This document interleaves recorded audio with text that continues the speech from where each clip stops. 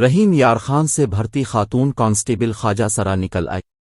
بھرتیوں میں سنگین غفلت دانستہ اقدام، رحیم یار خان سے بھرتی خاتون کانسٹیبل خواجہ سرا نکل آئی، شناخت ظاہر ہونے پر پولیس ٹریننگ کالج لاہور میں کھلبلی مچ گئی۔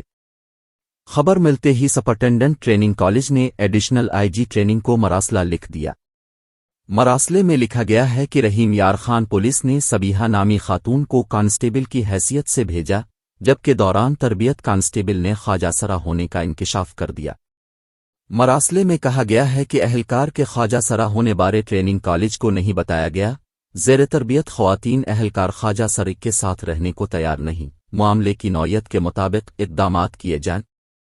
یہ پہلی بار ہوا ہے کہ بھرتی کے اتنے لمبے پروسیجر کے بعد بھی ایک لیڈی پولیس اہلکار خواجہ سراک نکلی ہے، جس کے بعد وہاں موجود باقی تمام لیڈی پولیس اہلکاران حیران و پریشان کہ ایسے کیسے ہو گیا۔ جس لیڈی پولیس کے ساتھ ہم نے اتنا عرصہ گزارا وہ خواجہ سراک نکلی۔ اس لیڈی پولیس کانسٹیبل نے تو ملک کے ساتھ خان سے بھی زیادہ زیادتی کر دی۔